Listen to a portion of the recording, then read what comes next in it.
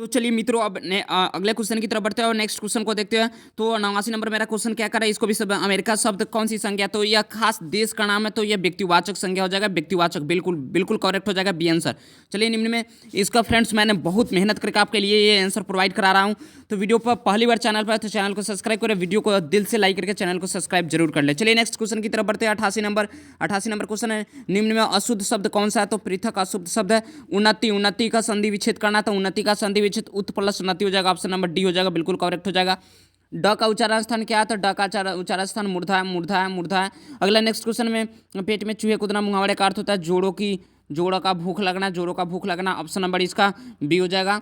जिसकी पति जीवित हो उसे साधवा कहा जाता है, साधवा कहा जाता है। 84 का बी आंसर हो जाएगा, बिल्कुल करेक्ट है।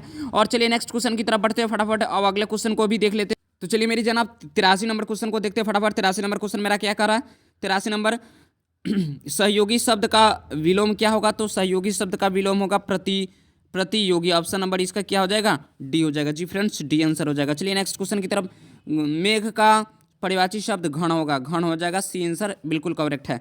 जो तेज विद्यार्थी रहते हैं उन्हें सभी चाहते हैं, किस वाक्य का उदाहरण, यह मिश्र वाक्य है, इसमें मिश्र वाक्य का प्रयोग किया गया, ऑप्शन नंबर बी हो जाएगा। निम्न में शुद्ध वाक्य कौन सा है, तो सी नंबर बिल्कुल, यह कविता अनेक भावों को प्रकट करती है, ये बिल्कुल शुद्ध वाक्य है। पानी वर्षा कौन वाक्य है, तो यह सरल वाक्य है, साधारण सिंपल सेंटेंस है फ्रेंड्स, इसका आंसर डी हो जाएगा। चलिए नेक्स्ट क्वेश्चन की तरफ बढ़ते हैं। चलिए अब फटाफट सभी क्वेश्चन को फटाफट देख लेते हैं। चलिए ये जितने भी क्वेश्चन है ये 2023 के वायरल प्रश्न पत्र है। जी फ्रेंड्स, 2023 के वायरल प्रश्न पत्र है और सभी को हम लोग फटाफट आंसर के साथ देखने वाले हैं। आप लोग नोट करते चलिए या साथ साथ आंसर भी याद करते चलिए। चांद का मुखड़ा ये कौन सा पदबंध है, चांद से भी प्यारा मुखड़ा कौन सा पदबंध है, तो ये संज्ञा पदबंध है, संज्ञा पदबंध है। चांद एक संज्ञा और संज्ञा पदबंध का उपयोग किया गया है यहाँ पे। यथाविधि कौन सा समास है, तो यह अव्ययभाव समास है, यथा अव्यय है और यह अव्ययभाव समास है। अड़ियल शब्द में कौन सा प्रत्यय लगा है, तो यल प्रत्यय लगा, ऑप्शन नंबर सी इनका बिल्कुल करेक्ट है। संन्यास में कौन सा उपसर्ग लगा है, संन्यास में सम उपसर्ग लगा है। जी फ्रेंड्स, अब उपसर्ग का वही 22 उपसर्ग याद कर ले, क्योंकि 22 उपसर्ग देखिए याद करने का नतीजा यहाँ 1 नंबर आप सही करते आते हैं। चलिए ऐसे शब्द जो शब्दों का मेल से बनते हैं वो खंड सार्थक होते हैं, उसे हम लोग योगरूट शब्द बोलते हैं, ऑप्शन नंबर बी हो जाएगा। चलिए नेक्स्ट क्वेश्चन की तरफ बढ़ते हैं फटाफट।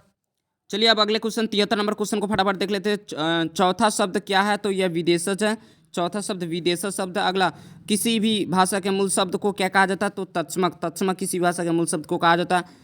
अगला है क्वेश्चन, जिस पुरुष में लिंग वचन पुरुष कारक इत्यादि के कारक का विकार उत्पन्न नहीं होता, तो उसे अव्ययभाव कहा जाता है, अव्यय कहा जाता है, ऑप्शन नंबर डी आंसर हो जाएगा। मैंने आम खाया, यह वर्तमान काल का वाक्य, ऑप्शन नंबर ए बिल्कुल करेक्ट है। वह लजा रही है, किस क्रिया का वाक्य है, तो इसमें अकर्मक क्रिया का उपयोग किया गया।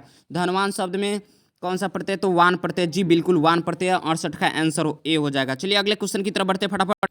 चलिए दोस्तों, आप मेहनत करने वाले का साथ देते हैं तो माँ शारदे आपकी जरूर सभी मनोकामनाओं को पूर्ण करेगी। पहली बार चैनल है तो चैनल पर प्लीज़ चैनल को सब्सक्राइब कर ले और वीडियो को एक दिल से लाइक जरूर करें ताकि मैं मोटिवेट हूँ। चलिए अगले क्वेश्चन की तरफ बढ़ते हैं। नेक्स्ट क्वेश्चन 62 नंबर क्वेश्चन को देख लेते हैं। ठाकुर शब्द का स्त्रीलिंग ठाकुरान हो जाएगा, ए आंसर बिल्कुल करेक्ट हो जाएगा। मोहन ने मिठाई खाई, किस कारक का वाक्य है, तो यह कर्ता कारक का वाक्य है।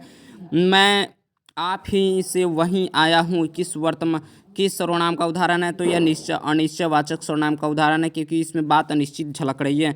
जो संज्ञा या सर्वनाम की विशेषता बताए उसे क्या कहते हैं, जो संज्ञा सर्वनाम की विशेषता बताए उन्हें विशेषण कहा जाता है। सब लड़के मैं कौन सा विशेषण है, तो सब लड़के संख्यावाचक विशेषण है, सब यहाँ पे संख्या का बोध किया गया है। जाति शब्द का विशेषण जातीय हो जाएगा, ऑप्शन नंबर डी हो जाएगा। चलिए नेक्स्ट क्वेश्चन की तरफ बढ़ते हैं। तो चलिए फ्रेंड्स, अब नेक्स्ट क्वेश्चन की तरफ बढ़ते हैं। अब 61 नंबर क्वेश्चन को देख लेते हैं। मयूर शब्द क्या है, तो यह तत्समक शब्द, ऑप्शन नंबर बी बिल्कुल करेक्ट आंसर हो जाएगा। मयूर शब्द क्या है, तो तत्समक शब्द है। अगला, क्रोध शब्द का स्त्रीलिंग क्या हो जाएगा, तो क्रोध कौन सा लिंग है, तो पुल्लिंग है। जी फ्रेंड्स, यह पुल्लिंग, ऑप्शन नंबर ए बिल्कुल करेक्ट आंसर हो जाएगा। मैंने आपके आंसर ढूंढ कर फिर आपको फटाफट आपकी स्पीड बनी रहे, आपको बहुत कम समय लगे, इसलिए मैं आपको आंसर प्रोवाइड कराते चल रहा हूँ। साथ साथ आपको फर्ज है कि आप याद करते चलिए और कॉपी पर नोट करते चलिए सभी प्रश्नों को। तो चलिए फ्रेंड्स, नेक्स्ट क्वेश्चन, मनुष्य शब्द कौन सी संज्ञा, तो मनुष्य एक जातिवाचक संज्ञा, क्योंकि मनुष्य से पूरी जाति का बोध होता है, मनुष्य जाति का बोध होता है, ऑप्शन नंबर बी बिल्कुल करेक्ट है। निम्न में शुद्ध शब्द कौन सा है, तो द्वंद्व शुद्ध शब्द है, द्वंद्व शुद्ध शब्द है। निर्मल शब्द का संधि विच्छेद क्या होगा, तो नी प्लस माल हो जाएगा, ऑप्शन नंबर बी हो जाएगा। च का उच्चारण स्थान क्या है, तो तालु है। जी फ्रेंड्स, च का उच्चारण स्थान क्या हो जाएगा, तालु हो जाएगा। चलिए नेक्स्ट क्वेश्चन की तरफ बढ़ते हैं और फटाफट अगले क्वेश्चन को भी देख लेते हैं। तो चलिए चलिए दोस्तों, अब नेक्स्ट क्वेश्चन की तरफ बढ़ते हैं। 51 नंबर क्वेश्चन को भी देख लेते हैं। 51 नंबर, सन 1917 में त्रिपुरा आश्रम किसकी तुति बोलती? तो एमन साहब की जो गुंडे की औलाद था, इसको बोल सकते हैं, क्योंकि बहुत लोगों पे अत्याचार करता था, इसलिए मैंने इसके लिए ऐसे शब्द निकाले। बहुत ही ज़्यादा क्रूर व्यक्ति था। कौन था? एमन एमन साहब था, रेमन नहीं, सॉरी फ्रेंड्स, एमन साहब था, एमन साहब। ऑप्शन नंबर डी हो जाएगा। डी आपको लोगों को याद करना है। जूठन शीर्षक पाठ में लेखक की छोटी बहन का नाम क्या था? तो मीरा था। ऑप्शन नंबर बी हो जाएगा। अगला, कहानी में विधा को आधुनिक रूप देने की स्मरणीय योगदान किनका है? तो आप लोग इस क्वेश्चन का आंसर कमेंट बॉक्स में जरूर छापिए। मुझे ये डाउट प्रश्न है, तो आप लोग आंसर जरूर छापिए। चलिए नेक्स्ट क्वेश्चन की तरफ बढ़ते हैं। और ये 53 और 54 का आप लोग कमेंट बॉक्स में आंसर छाड़िए। कार्मेन के बेटे का नाम जेक्टर था। ऑप्शन नंबर ए हो जाएगा। चलिए नेक्स्ट क्वेश्चन की तरफ बढ़ते हैं फटाफट अगले क्वेश्चन। चलिए फ्रेंड्स, नेक्स्ट क्वेश्चन मेरा, भगत सिंह अपने जेब में किसकी तस्वीर रखते थे? भगत सिंह अपने जेब में किसकी तस्वीर रखते थे? तो महात्मा गांधी की तस्वीर रखते थे, और महात्मा गांधी के पद चिन्हों पे ये चला करते थे भगत सिंह। एक लेख और एक पत्र शीर्षक पाठ साहित्य की कौन सी विधा है? तो यह निबंध है जी फ्रेंड्स, निबंध। ऑप्शन नंबर बी हो जाएगा। प्रिंस काटोपोकिन किस विषय के विद्वान थे? तो यह अर्थशास्त्र के विद्वान थे। नेक्स्ट क्वेश्चन, आईसीएम की परीक्षा उत्तीर्ण करने के बाद जगदीश चंद्र माथुर को प्रशिक्षण कहाँ चले गए थे? तो ये अमेरिका चले गए थे। ऑप्शन नंबर बी हो जाएगा। यह बालू की डगरी, जो ये सभी संपूर्ण लाइन दी गई है, ये वो सादा नीरा पाठ से लिया गया जी फ्रेंड्स, जिसमें गंडका और नारायणी नदी के नाम से भी इन्हें पुकारा गया है। चलिए नेक्स्ट क्वेश्चन की तरफ बढ़ते, अगले क्वेश्चन को भी देख ले। चलिए फ्रेंड्स, आपसे विनती है कि सभी प्रश्नों को याद करते चलिए, क्योंकि आपको जितना याद रहेगा आप लोग उतना हिंदी में अच्छे स्कोर कर पाइएगा। और पहली बार चैनल को सब्सक्राइब करें और वीडियो को एक दिल से लाइक जरूर मारे। चलिए नेक्स्ट क्वेश्चन के, शंकर और पार्वती का कल्पित रूप अर्धनारीश्वर है जी फ्रेंड्स। अर्धनारीश्वर शंकर और पार्वती का कल्पित रूप है, जिसे आप फोटो के रूप में भी देखते हैं। चलिए 42 नंबर क्वेश्चन को देख लेते हैं। किसने अपने जीवन के अंतिम दिनों में नारीत्व की साधना की थी? तो नारीत्व की साधना किसने की थी? तो यहाँ भगत सिंह नहीं, चंद्रशेखर आजाद, जयप्रकाश नारायण, गांधी जी।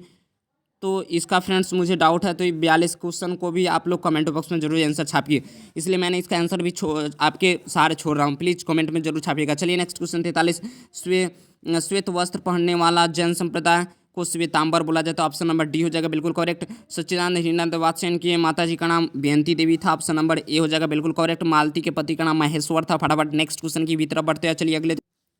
चलिए मेरे दोस्त, अब अगले क्वेश्चन की तरफ बढ़ते हैं और अगले क्वेश्चन को भी फटाफट देख लेते हैं। नेक्स्ट क्वेश्चन मेरा, नील कुसुम किन की रचना? तो ये रामधारी से दिनकर जी की रचना है। अगला, दिल के दौरे पड़ने पर दिनकर जी को किसकी अस्पताल में पहुंचाया गया था? तो श्री विलिंगटन नर्सिंग होम में पहुंचाया गया था। ऑप्शन नंबर डी हो जाएगा। अगला, जयप्रकाश नारायण के मैग्सेस पुरस्कार कब दिया गया था? तो 1965 ईस्वी में दिया गया था। जयप्रकाश नारायण को 1965 में मैग्सेस पुरस्कार दिया गया था। शमशेर बहादुर सिंह की आधुनिक हिंदी कविता में स्वच्छंद चेतना के कवि कौन है? तो प्रयोगशील कवि थे। कौन? प्रयोगशील कवि थे। नेक्स्ट क्वेश्चन की तरफ, खटमल टमटम बल्लर तुगड़ी पगड़ी चवड़ के साथ तोप छोड़ने वाले कड़ाता, यह पंक्ति किस पाठ से लिया गया है? तो इसका भी आप लोग कमेंट बॉक्स में आंसर जरूर छापिएगा। चलिए फ्रेंड्स, नेक्स्ट क्वेश्चन की तरफ बढ़ते हैं। अगले क्वेश्चन को देख लेते हैं। जो मुझे क्वेश्चन नहीं आ रहा, जो मुझे भी डाउट है, वो आपके सहारे मैं छोड़ रहा हूँ। प्लीज़ आप लोग आंसर में कमेंट बॉक्स जरूर कीजिएगा। चलिए नेक्स्ट क्वेश्चन की तरफ बढ़ते हैं और अगला क्वेश्चन यहाँ से देख लेते हैं। चलिए अगले क्वेश्चन को भी देखते हैं फटाफट। चलिए नेक्स्ट क्वेश्चन की तरफ बढ़ते हैं। अगला क्वेश्चन, विनोद कुमार शुक्ल को कवि शेखर सम्मान 1998 ईस्वी में दिया गया था। प्यारे नन्हे बेटों को कविता नायिका में नन्ही बेटियाँ क्या पूछता है? तो बतलाव आसपास कौन है? तो ऑप्शन नंबर इसका डी आंसर हो जाएगा। विवक्षा शीर्षक कविता संग्रह किनकी रचना है? तो यह अशोक वाजपेयी जी की रचना है। अगला, सिर्फ कड़े सींचने भर की जिम्मेदारी किनकी थी? तो बूढ़े मसकवाल की। पहला ज्ञानेंद्र पति को कब दिया गया था? मतलब पहला सम्मान, यहाँ पे पहल लिखा गया है, पहल सम्मान यानी ज्ञानेंद्र पति को कब दिया गया था? तो 2006 में दिया गया था। संपूर्ण भक्तमाला किस छंद का निबंध है? तो यह पद का निबंध। ऑप्शन नंबर बी हो जाएगा। चलिए नेक्स्ट क्वेश्चन की तरफ बढ़ते हैं और अगला क्वेश्चन को भी फटाफट देखते हैं। आप याद करते चलिए, आंसर को याद करते चलिए और नोट भी करते चलिए, और स्पीड को और तीव्र करते और फटाफट जितने क्वेश्चन बचे सभी का आंसर जान लेते। रतन सिंह कहाँ के रहने वाले थे? तो मेवाड़ के रहने वाले थे। पद्मावत किन की रचना है? तो पद्मावत मलिक मोहम्मद जैसी की रचना है। भोजन संपत्ति समाप्त कर नंद क्या कर रहे थे? तो अमचन कर रहे थे, जिसे पचाना बोलते, घूमना बोलते, इसे अमचन भी कहा जाता है। ऑप्शन 27 का हो जाएगा। विवाह के कुछ ही समय बाद वैराग्य के कारण अपनी पत्नी को अलग हो गए थे। कौन? तुलसीदास अलग हो गए थे। रामचरितमानस का रचना कर्म कितने दिनों में पूरा हुआ था? तो 2 वर्ष 7 महीना और 26 दिनों। 2 वर्ष 7 महीना और 26 दिनों में पूरा हुआ था। चलिए नेक्स्ट क्वेश्चन की तरफ बढ़ते हैं और अगला क्वेश्चन को भी देख लेते हैं फटाफट। चलिए फ्रेंड्स, आप अपनी स्पीड को तीव्र बढ़ाइए ताकि और फटाफट हम लोग देख लेते हैं। चलिए अब अगला क्वेश्चन 24 नंबर क्वेश्चन को भी देख लेते हैं। दीवार में एक खिड़की रहती थी शीर्षक उपन्यास किसके द्वारा लिखा है? तो विनोद कुमार शुक्ल के द्वारा लिखा गया है। इसी तरह घर भर मिलकर धीरे धीरे सोचे समझ कर ढूंढेंगे, यह कविता किनकी है? तो प्यारे नन्हे बेटे के है। ऑप्शन नंबर ए हो जाएगा। सारे शहर में क्या की जा रही है? तो नाच हो रही है, नाच हो रही है। चौखट के भीतर आने के लिए क्या करके आना पड़ता है बुजुर्गों को? तो खास कर आना पड़ता है। यह गांव के रीति रिवाज है फ्रेंड्स, रीति रिवाज। ऑप्शन नंबर सी इसका बिल्कुल करेक्ट। विनोद कुमार शुक्ल का जन्म कहाँ हुआ था? तो रजनगांव छत्तीसगढ़, रजनाथ गांव छत्तीसगढ़ में हुआ था। बी बिल्कुल करेक्ट आंसर होगा। चलिए नेक्स्ट क्वेश्चन की तरफ बढ़ते हैं। अगला क्वेश्चन भी फटाफट देख। चलिए फ्रेंड्स अगले क्वेश्चन को देखते हैं। अगला क्वेश्चन क्या करा? तुलसीदास के पिताजी का नाम क्या था? आत्माराम दुबे था। तुलसीदास के पिताजी का नाम आत्माराम दुबे था। नाभादास ने ज्ञान अर्जन कैसे किया था? सत्संग के द्वारा किया था। सत्संग भूषण के द्वारा लिखित कविता की भाषा क्या है? तो ब्रज भाषा है। स्कंदगुप्त शीर्षक नाटक किनकी रचना है? तो जयप्रकाश नारायण जी की रचना। जी फ्रेंड्स जयप्रकाश नारायण जी की रचना है। अगला 19 नंबर, भाई बहन भूल सकते हैं भले पिता भुलावे किंतु अपने बेटों को नहीं भूल सकते। यह पुत्र वियोग की रचना का, जिसमें कवित्री काफ़ी रोती है भी है इस कविता को लिखते के दौरान। ऑप्शन पुत्र वियोग, ऑप्शन नंबर ए बिल्कुल करेक्ट आंसर हो जाएगा। चलिए नेक्स्ट क्वेश्चन की तरफ बढ़ते हैं। अगले क्वेश्चन को भी देख लेते हैं फटाफट। बस अभी कुछ ही क्वेश्चन बच गए, मात्र आपको 2 मिनट के अंदर सभी क्वेश्चन का आप लोग आंसर भी जान जाएंगे। चलिए फ्रेंड्स अगला क्वेश्चन को भी। नेक्स्ट क्वेश्चन क्या है? जयप्रकाश नारायण की पत्नी का क्या नाम था? इसको भी आंसर देख लेते हैं। जयप्रकाश नारायण की पत्नी का नाम था प्रभावती देवी नाम था। ये क्वेश्चन मैं आप लोग को बहुत मेहनत करके आपको आंसर टिक करके, ताकि फटाफट आपको मैं आंसर बतला सकूँ, इसलिए मैंने अब टिक करके देखिए यहाँ पे बिन डॉट देकर मैंने लाया हूँ, ताकि आपको जल्दी समय नहीं लगे और आपके लिए कम समय में आपको सभी आंसर प्रोवाइड करा दूँ। जोड़ी लाकर रखत ले गाढ़ी प्रीति, मतलब यह किस कविता का है? तो यह जन जन का चेहरा एक है। मुझे भी ये प्रश्न डाउट हो रहा था, आप लोग कंफर्म कीजिए कि ये जन जन का चेहरा एक है या किसी अन्य का। अगला सूरदास का जन्म कब हुआ था? 1540 ईस्वी में हुआ था। यह अनुमानित है फ्रेंड्स, अनुमानित है। 1540 में सूरदास के पठित किस भाव से है? तो श्रृंगार भाव के। अगला श्री कृष्ण गीता लेकिन की रचना था? तुलसीदास जी की रचना। नेक्स्ट क्वेश्चन की तरफ बढ़ते हैं। अगले क्वेश्चन को फटाफट देख लेते हैं। चलिए अगले क्वेश्चन को देखते हैं। बस मात्र 4 क्वेश्चन बच गए, तो चलिए फटाफट देख लेते हैं। बस ये मात्र 4 क्वेश्चन है, तो चलिए फटाफट देख लेते हैं। नौजवानों की निंदा किनकी प्रमुख प्रकरण है? तो यह नवयुतियों के प्रकरण है। इन्हीं में कौन? सुभद्रा कुमारी गुलेरी की रचना है। तो ये विपता नहीं है फ्रेंड्स, ये बुद्ध की कांटा का। ऑप्शन नंबर ए हो जाएगा। हे माँ शारदे, जो इस वीडियो को देख रहा है उनका फर्स्ट डिवीज़न जरूर आया है, और एक मेहनत करने वाले का साथ है तो उनका और लक्ष्य जितने भी उनके लक्ष्य है, जितने भी सपने हैं, सभी सपने साकार कर देना माँ। और यह 2023 में उनका एक टर्निंग पॉइंट जिंदगी का साबित होना।